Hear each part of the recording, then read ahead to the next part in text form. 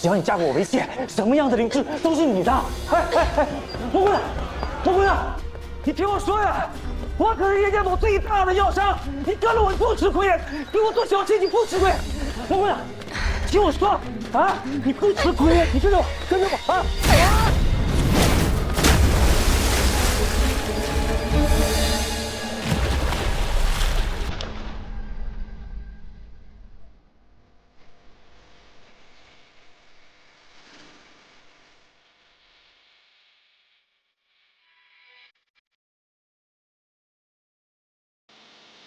韩大哥，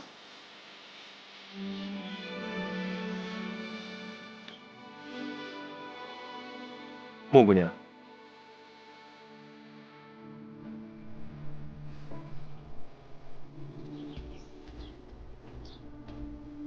这边，韩大哥。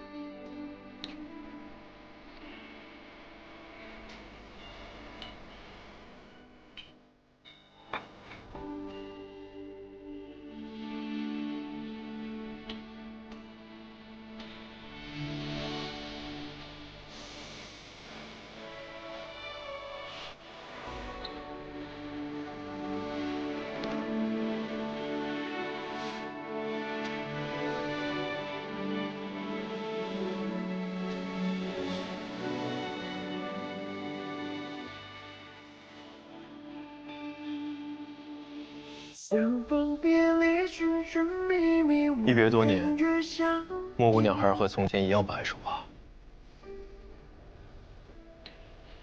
是10年了，韩大哥这10年过得怎么样？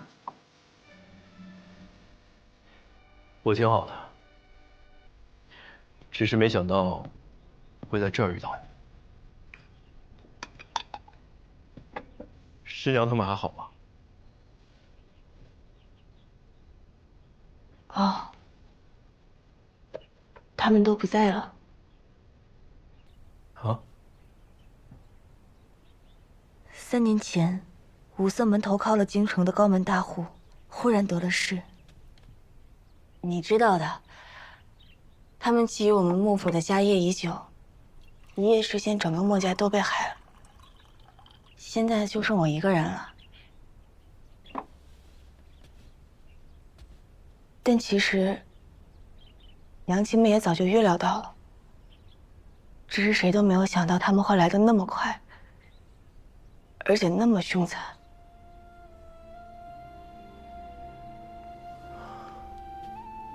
五色门，曲环呢？他没保护你们吗？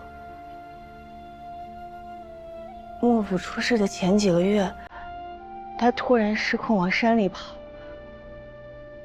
我怎么都追不上他。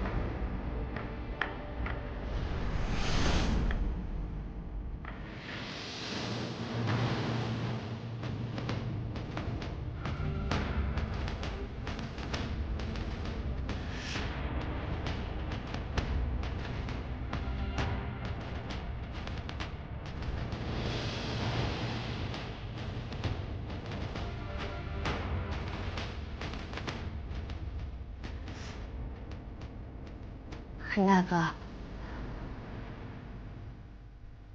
没事的，这件事情都已经过去很久了。我后来辗转到了这儿，有了这家医馆。虽然只有我一个人，但日子过得也还挺好的。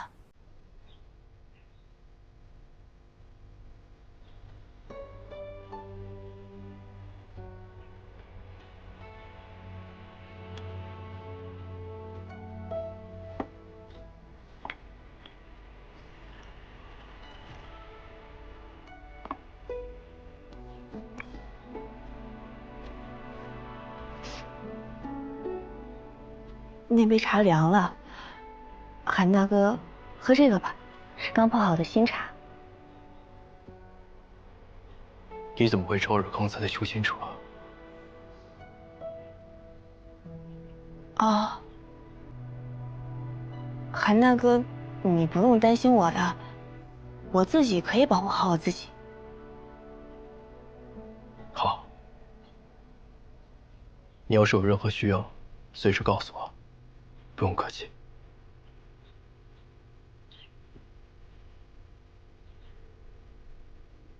我没什么。那韩大哥，你要不坐着歇一会儿？我还有个药方没抓完呢。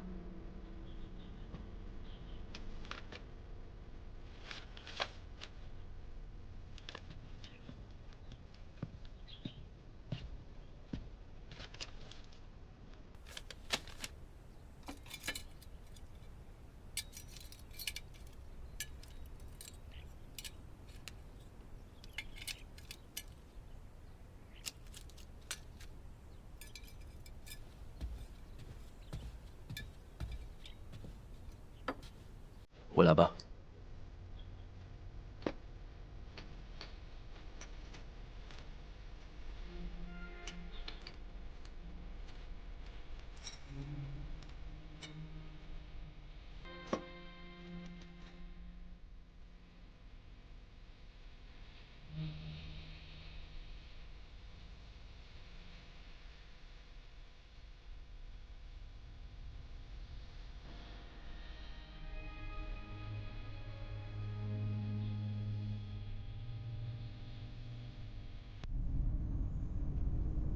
还得再拓宽些神识才行啊。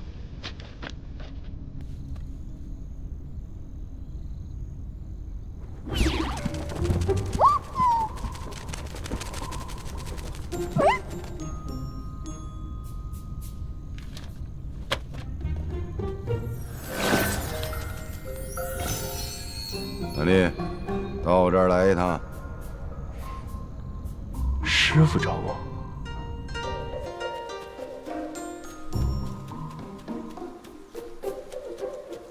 来了，师傅，找我。就等你了。赶紧站好。有这么个事儿啊。燕家堡的少堡主燕如烟马上就要成婚了，啊，这不，燕家堡主送来喜帖，各门派都要派人前去参加喜宴。你们鸿福师伯呢，派的是轩儿前往。现在还有一个名额，你们看看，谁愿意去啊？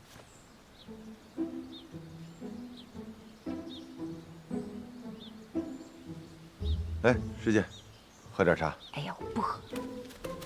嗯，你看，哎，跟为师想的差不多呀！啊，宋蒙好斗，这个魏娘呢又过于天真，这个静儿呢，哎呀，又过于呆板，不善于变通。至于你们俩，师傅啊，你也知道，弟子修为低微，更不善交际。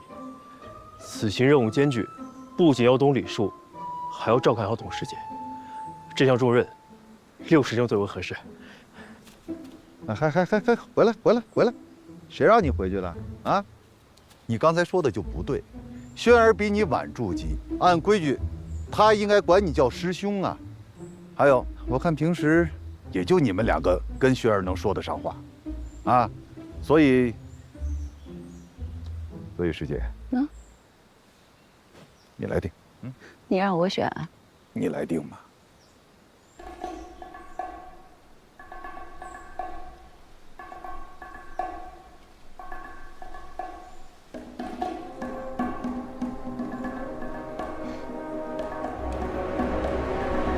韩立吧。这小子啊，长得平平无奇，看着稳重些。师姐，你太有眼光了，这小子平时就是很稳重，有我当年的影子。行了，嗯那就这么定了。定了啊。要没什么事儿，我们先回去吧。走，去啊。礼物我们各自准备啊。好。那个韩丽，礼物啊，赶紧准备。师姐，我送你。不用了。哎呀，没事，顺路了吧？韩师弟，保护轩儿师妹，责任重大。哎呀，走了。对了，准备点体面的礼物。真啰嗦。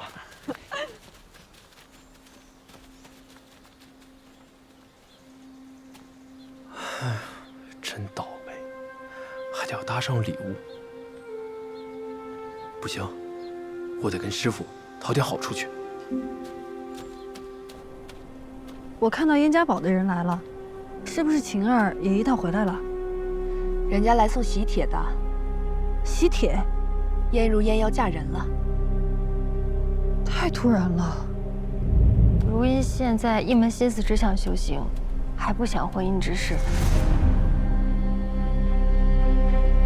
师傅，参加婚礼的事儿，这一趟啊，你一定要照顾好你的轩儿师妹啊，千万不要让你的红夫师伯担心。师傅有命，弟子一定尽力。只是呢，师傅教我的，我只掌握了一二。这要是在途中和轩儿师妹遇到什么危险，哎，我怕是力所不能啊。哎，你这小子，貌似憨厚，小算盘还不少，啊？不过倒是像我徒弟啊，来吧。之前确实答应过你，筑基之后给你另寻功法。都在这儿了，自己挑吧。多谢师傅传法。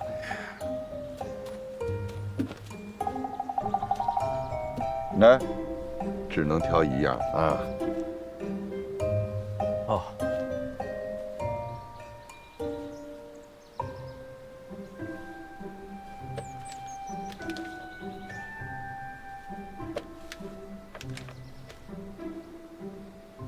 归元功、幻灵诀，两个都还不错，但是好像都没有什么特别之处。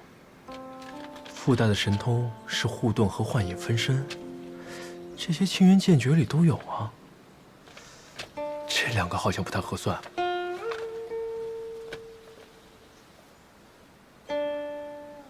这银色书页和在禁地里获得的金色书页也太相像了，不知他们两个有什么关联？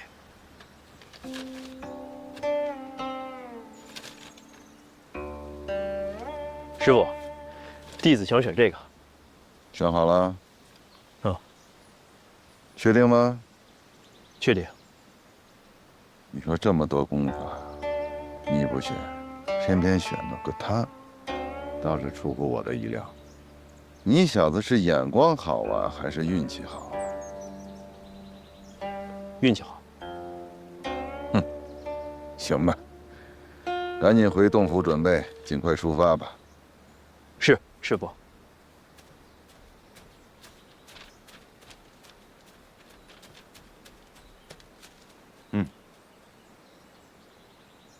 是我徒弟。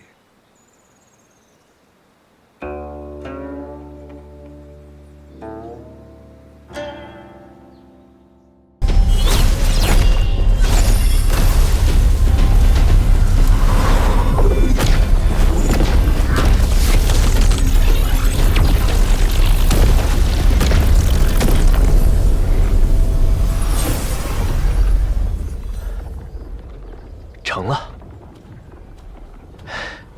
不错，成了。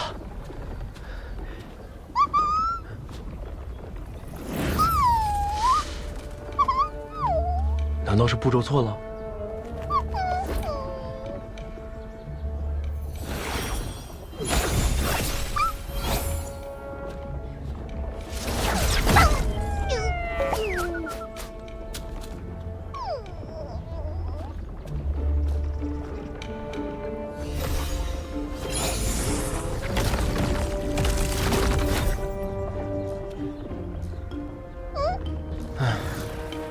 这事还真不能拖大，早知道和秦云秋问清楚了。这下得白云浩取法器时再问了。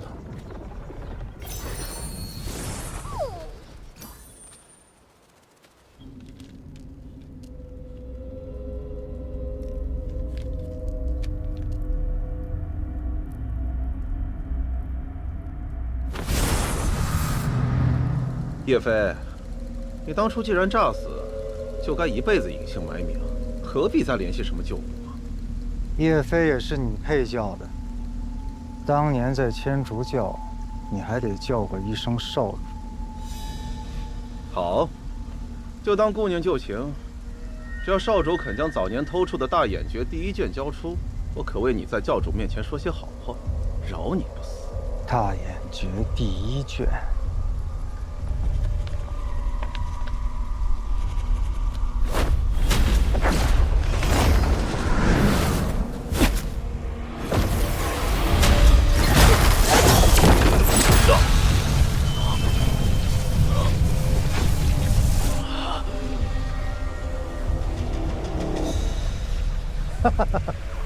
你还是跟以前一样，永远是那么天真，永远是我的手下败将。刚才他说千竹教，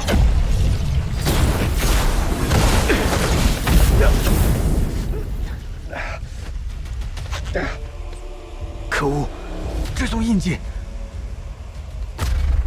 什么人？出来！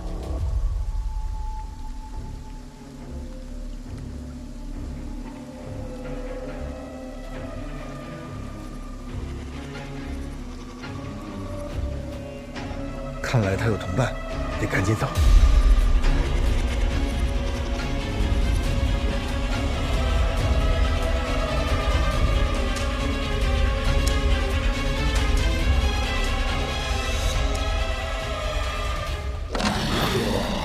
什么奇怪的东西？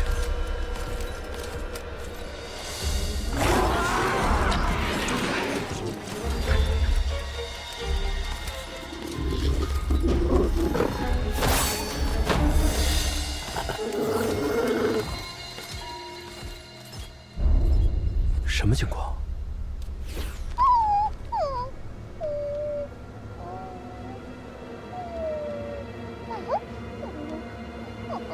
死了？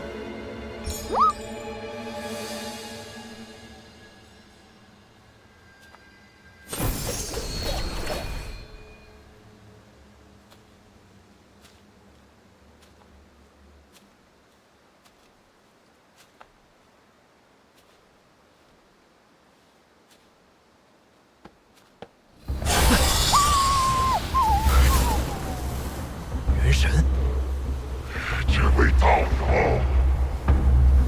只要你肯再找个躯体让我夺舍重修，在下愿意把本门秘法大眼诀传授给你。一本残缺的功法有什么了不起？不就是能控制些傀儡吗？这功法能够开拓神识，修炼得当，能同时操控上百只傀儡，300只啊！然后呢？还可以提高结丹几率。还可以提高结丹几率。别杀我行吗？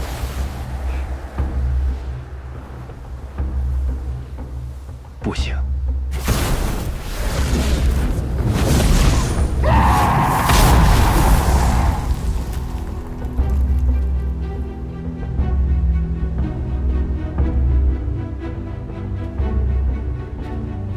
你的运气不好，我这辈子再也不会相信夺舍的人了。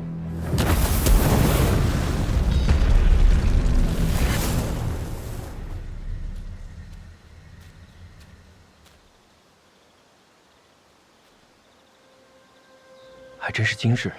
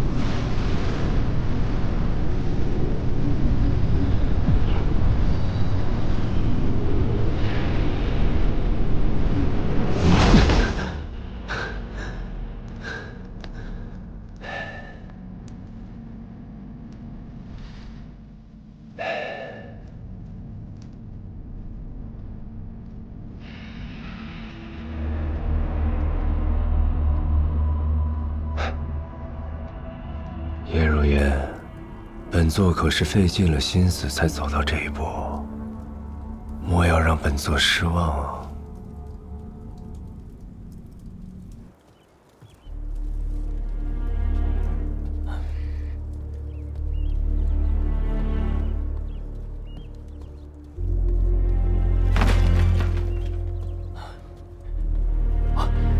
刘长老，王主，你来的正好。那人的功法确实对燕儿有效。他说只要答应他的条件，燕儿很快便能醒过来了。他的条件是求娶燕儿。不可，此人万万不可相信，更不能与他结亲。长老，你这是何意啊？那人不是你带来的吗？堡主借不说话。当时一位属下看到他为燕儿小姐医治时使用的功法，那功法邪异无比，吸人功力，有违天和不说，恐怕还会有无穷后患。不要再说了，长老之言我向来尊重，但是这回我顾不上那么多了。堡主，堡主，此人见过少主一面便提出求娶，那是趁人之危呀！他对我燕家堡定有图谋，还望堡主三思。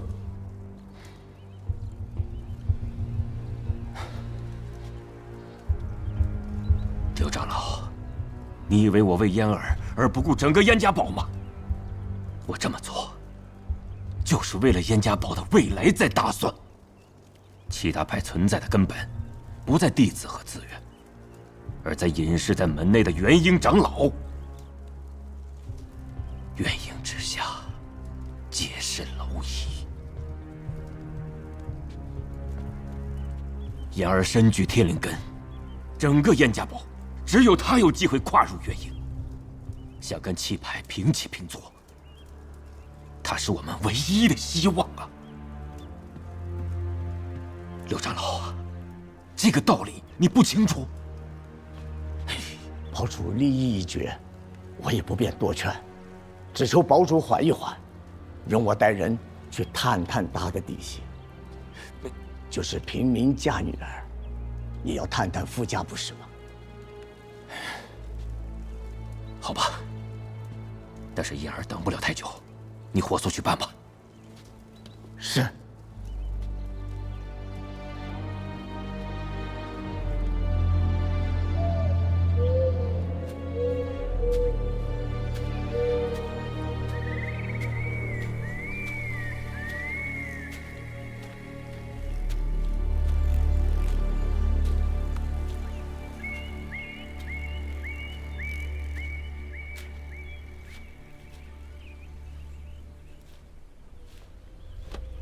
刘长老，你到底打的什么算盘？之前不是这么说的。算盘不重要，重要的是算盘上的珠子。我们可是说好的，我替你在堡主面前美言几句，你给我1000灵石。您怎么这么着急啊？我就是问我的灵石呢？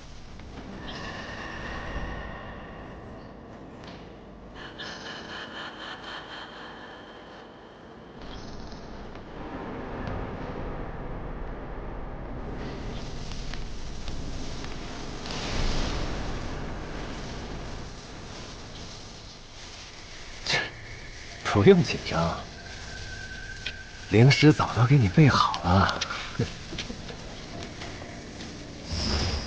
拿了你的灵石，我们算两清了。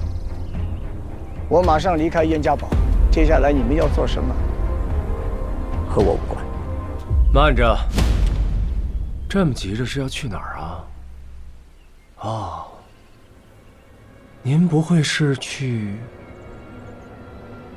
给七大门派报信吧？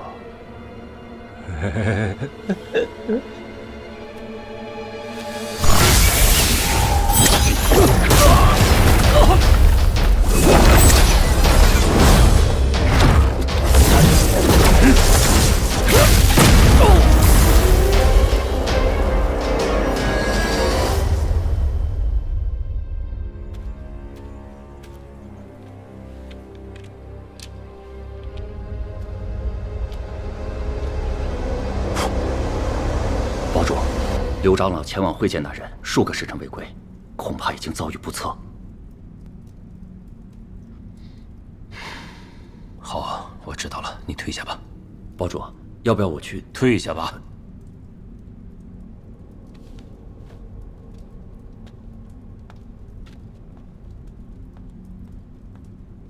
出来吧。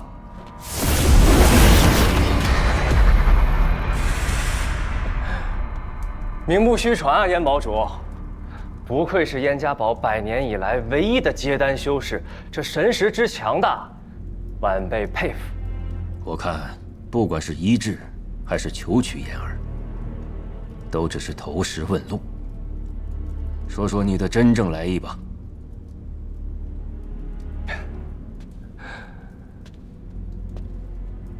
燕堡主，可还记得100年前之约？当然，若不是顾念旧情，你以为我会容你活到现在？看来燕堡主还是个念旧情之人。既是如此，那为何不续上这段渊源，让燕家堡赶快回归我圣门？家父可是对堡主这样的高手渴慕已久啊！哼，笑话！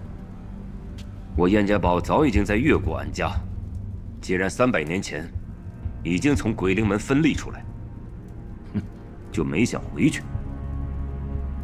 堡主可能是误会我的意思了。晚辈的意思是，这七派在越国横行霸道太久了。若是圣门愿出手，助堡主成为未来的越国之主，那就也不必为了一株灵草低声下气的求人了。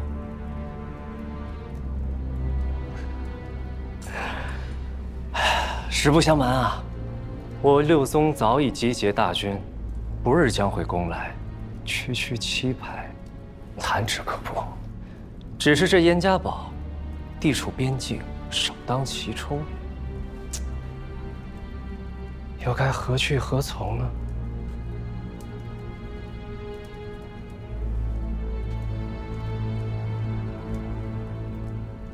战端未起，鹿死谁手还未可知。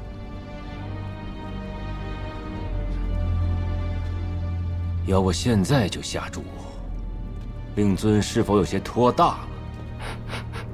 更何况，王天谷子女无数，他的妹妹红粉还在，这鬼灵门的事，轮得到你说话吗？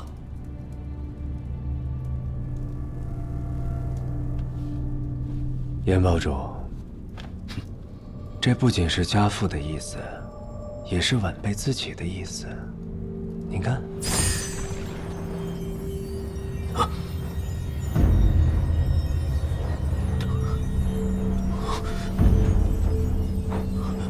百年难遇的安灵根，不错。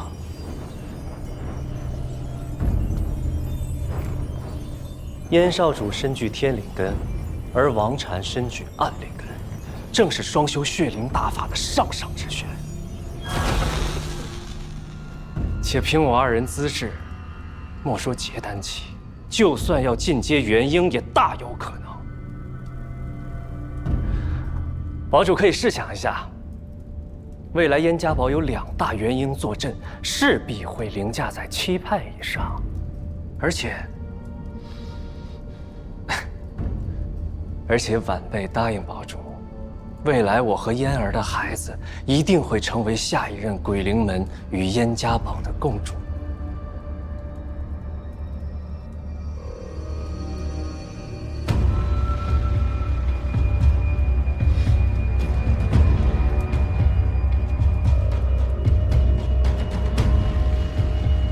你说，这是你自己的意思？鬼灵门，王禅志在必得，可在下比家父和我那红粉姑姑更需要燕家堡的友谊，还望堡主成全。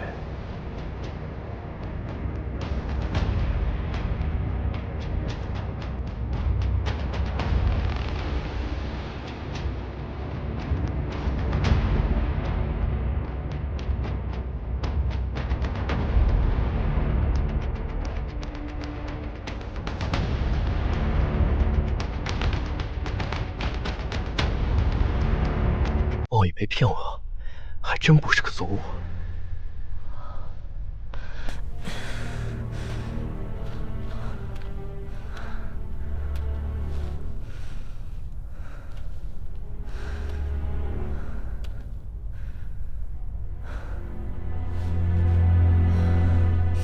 出来吧，恩妮初死了。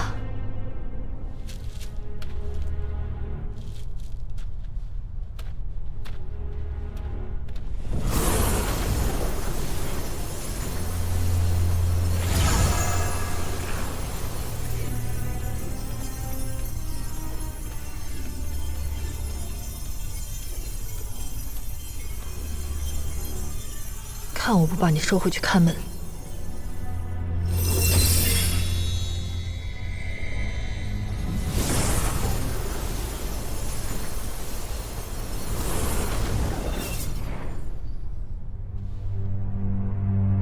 既然我收走了元神，那这躯体就留给你吧。这2级妖兽浑身上下都是宝，光这皮就坚硬无比，就是不知道你能不能破开它的甲了。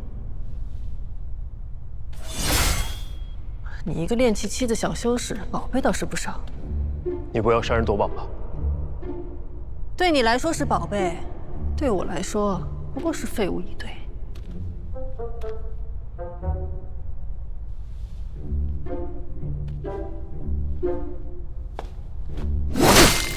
哎，真是乱来！这墨蛟的尖角和爪子都是炼制顶级法器的材料，这么劈可就浪费了。起来，起来，上一边去。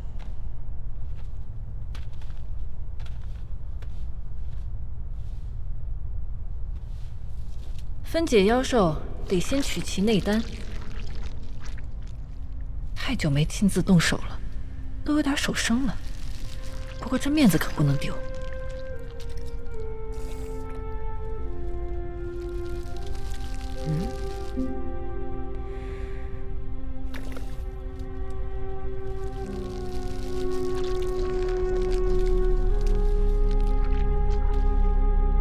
这是什么？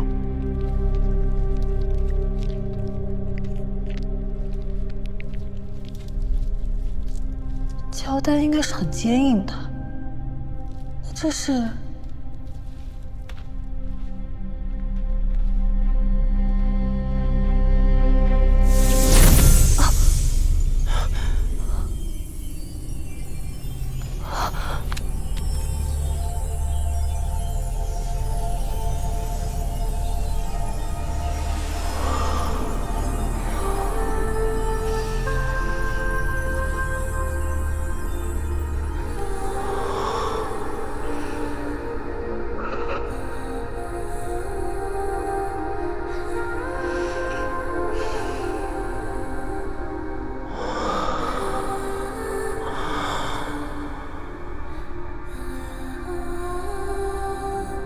便宜你小子了。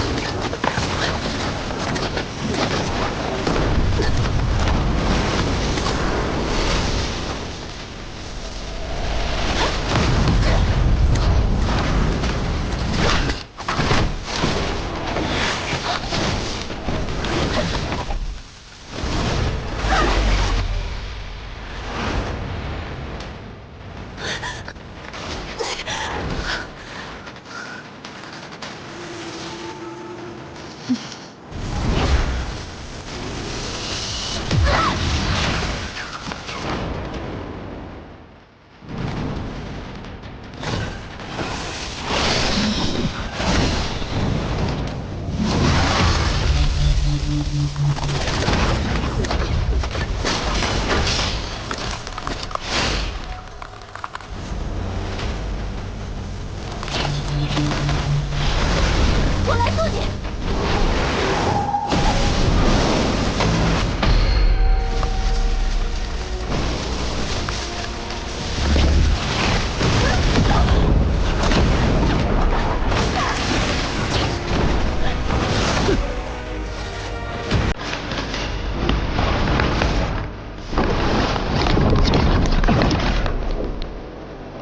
这是什么把戏？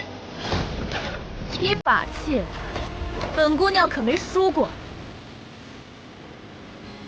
哼！去死！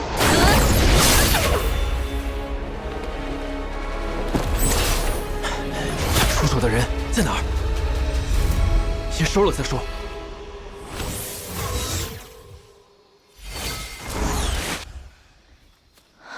风月是天血堡的狂人风月。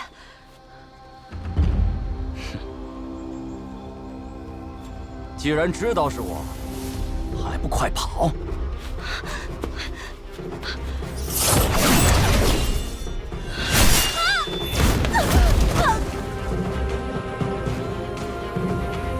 小子，给了你机会，为何不跑？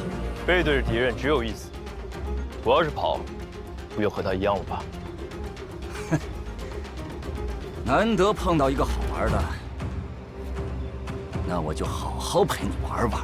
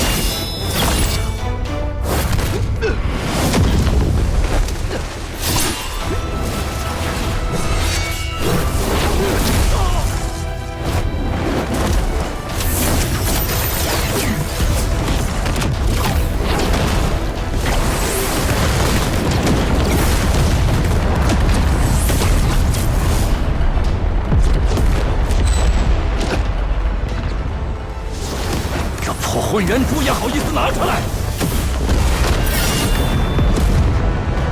你以为我只有混元珠啊？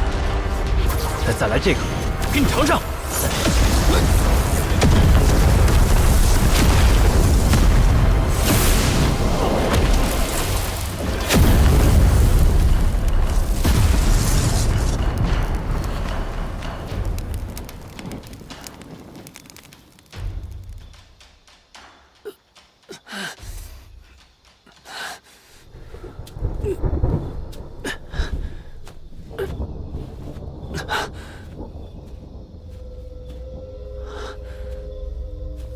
烧得连灰都不剩，可惜了方才那把黄伞。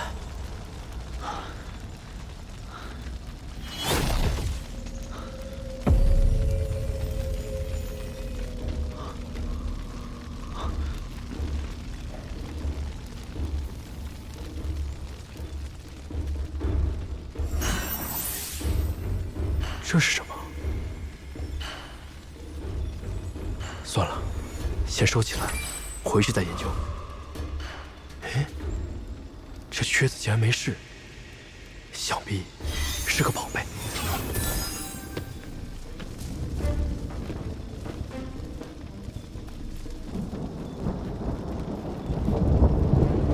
此地不宜久留。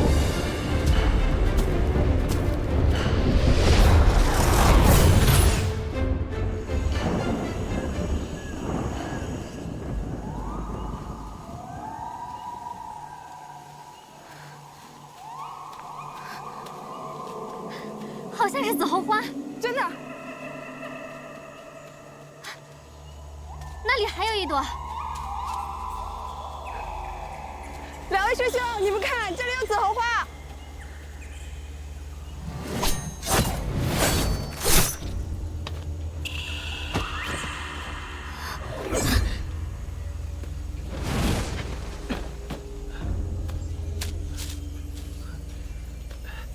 还打招呼，真不把他当外人。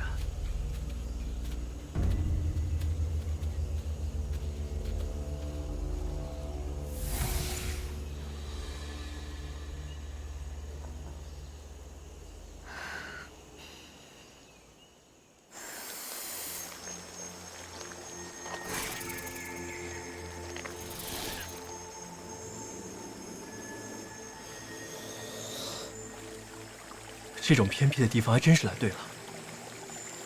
这儿的灵草年份虽少，但没人跟我抢了。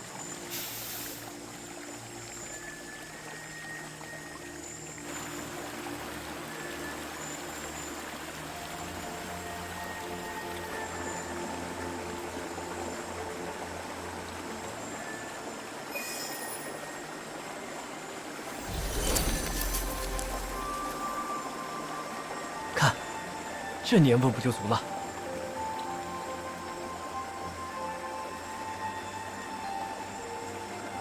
回去后拿一些交差，剩下的留着自己用。不过，这么快就过去2天了，得赶紧去找那3味药了。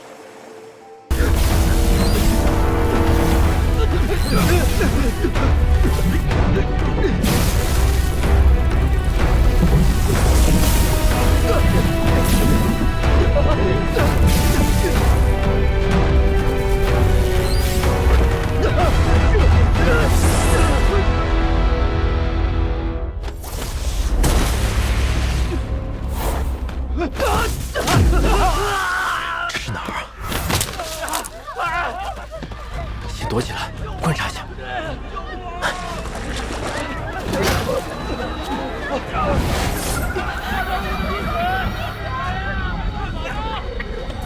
去板子！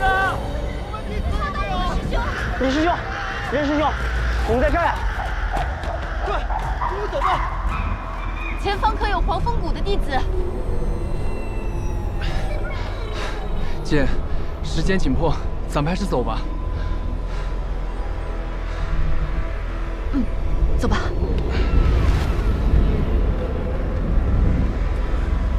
小绿瓶的秘密，可不能让他们知道。接下来还是单独行动吧。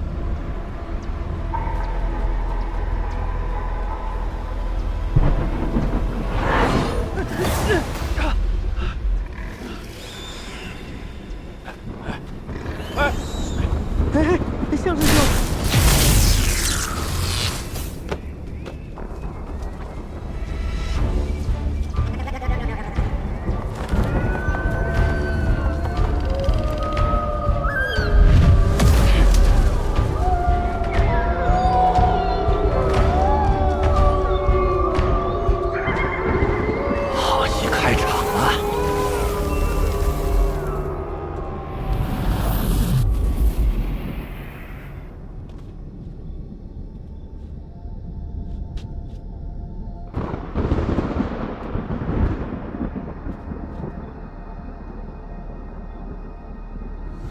灵气果然变得稀薄了。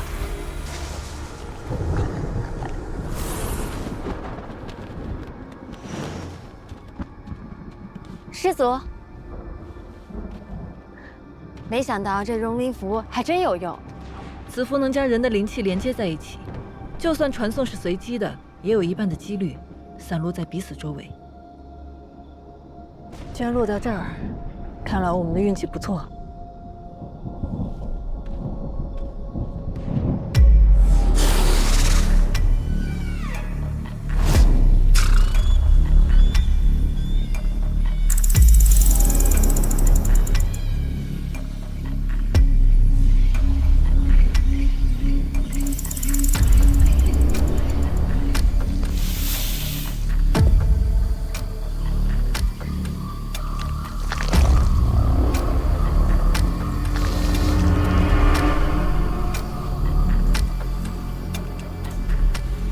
果然，越靠近心地外沿，灵草年份越低。这样，就不用担心与人争夺了。取些幼苗种子，再用小绿瓶催熟就好。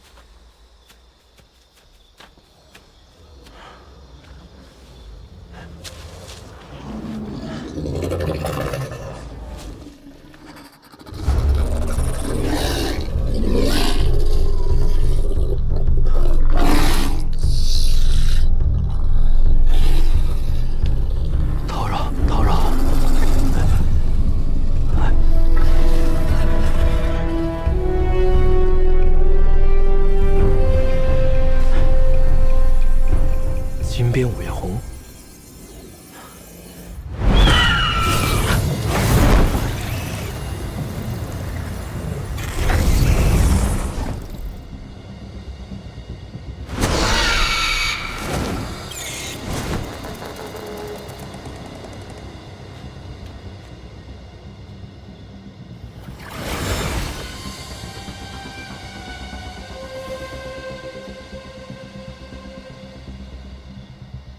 这么快就死人了？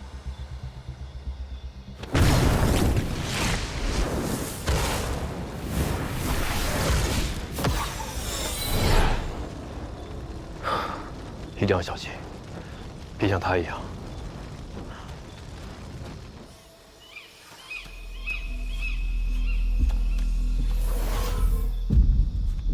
乌龙潭东北角，地势偏僻，以数十丈的潭渊为中心。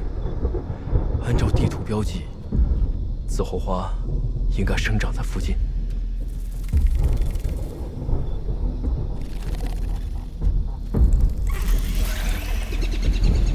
好浓的瘴气！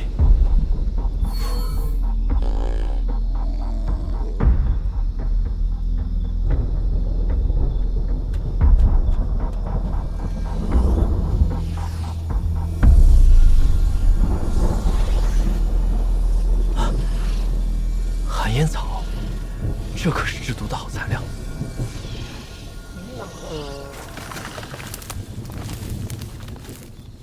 谁在那儿？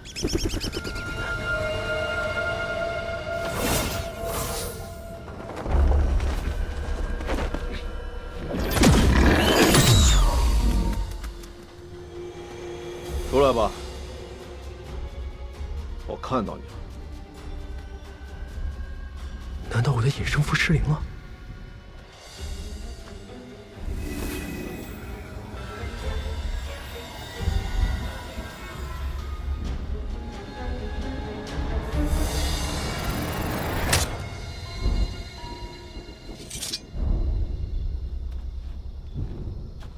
出来了，我看到你们了。虚张声势的家伙！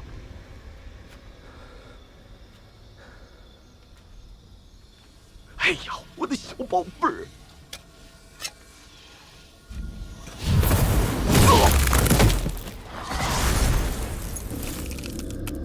寒冰蝉，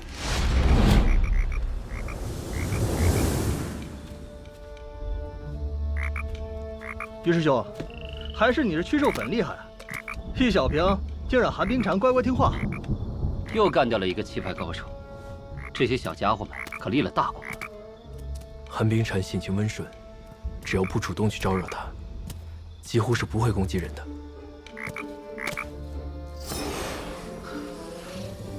老齐，哎，把寒烟草收了吧。哎，真没必要为了一棵草聪明，就让他们去拿吧。哎呦，我的乖乖，没想到还能在这儿遇到你们。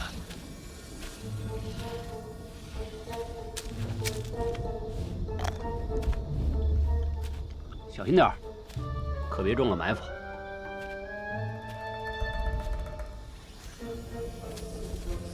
此人的谨慎程度不差，没想到这么快就丢了性命。这2个人就是冲着杀人去的，到底是何居心？他们怎么还不走啊？哎，算了，他们不走，寒烟我走。虽有剧毒，可没想到长得这么漂亮。是啊，哎，咱把他储物袋也收了吧。哎，好。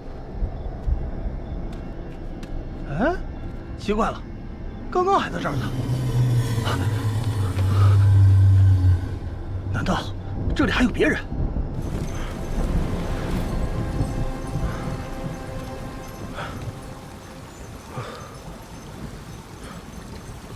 没找到灵草，储物袋倒是捡了不少。接下来去哪儿啊？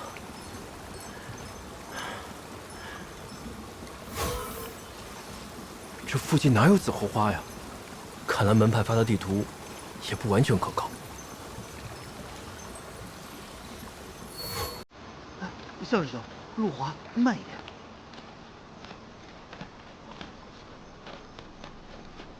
哈哈哈哈！小老儿只不过是多来了几趟，认识路罢了。哎，到时候遇到灵兽，还得仰仗那2位青年才俊呢。这有何难？这禁地宛如死亡迷宫，认识路才是最重要的。向兄是老马识途啊！我们3人联手，必定稳闯至极。这向师兄怎么和其他门派的弟子在一起啊？韩师弟，没想到竟在此处相遇了。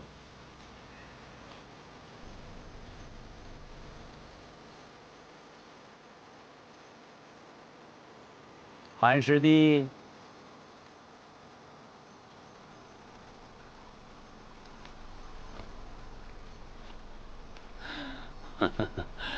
怎么样啊？和我们一同走吧，大家相互也有个照应。嗯，哈哈，韩师弟有所不知，这血色禁地的地图，每个门派标记侧重都不一样，所以和各个门派的人互通有无，携手合作才是明智之选。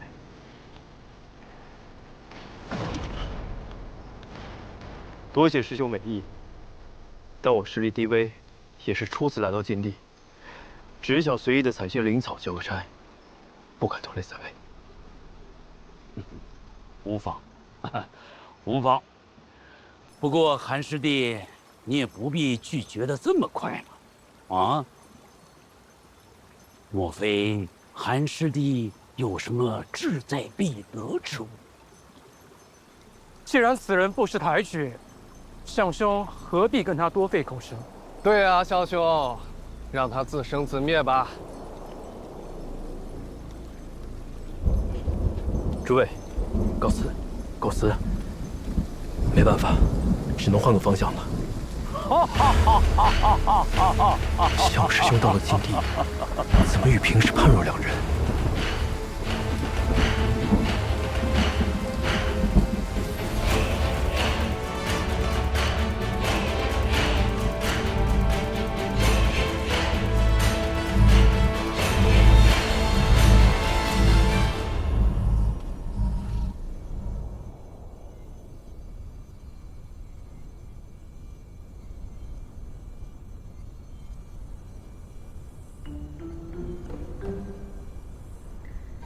老杜好，哎，老杜好，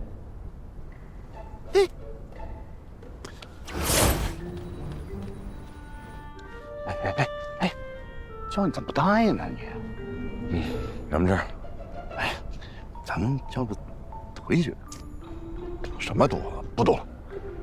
这场战斗关系到咱们7大派往后60年甚至100年的发展，是不是？没毛病吧？所以呢，咱们就赌哪派采的灵草多，谁赢行了吧？你说的就不成立，那万一一样多呢？哟，对吧？这是个问题啊。那我想想啊，要不这样，咱们就赌啊，那出来的弟子是单数还是双数？滚！潘老头，你赌不赌啊？我才不跟你赌呢！无聊的家伙，真是。哎呀，来嘛！啊！这样，我用2颗血线胶内丹等你2块铁晶，没占你便宜吧？血线胶内丹。哦。啊？怎么样？行吧，2块就2块。来，只赌灵草。谁猜的灵草多，谁赢。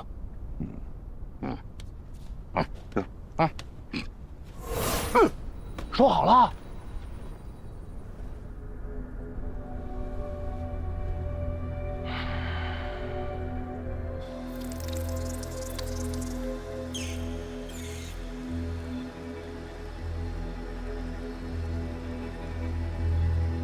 死人，又是死人。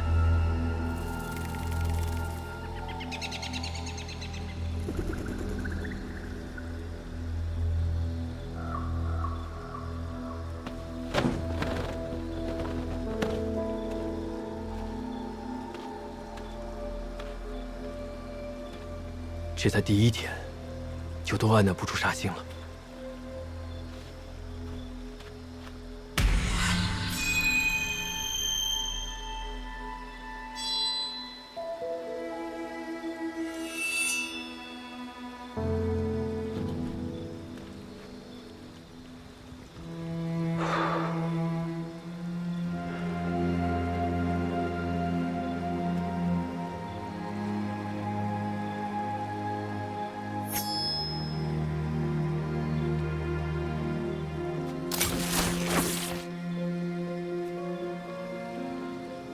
又隐形，又锋利，还真是绝佳的偷袭武器。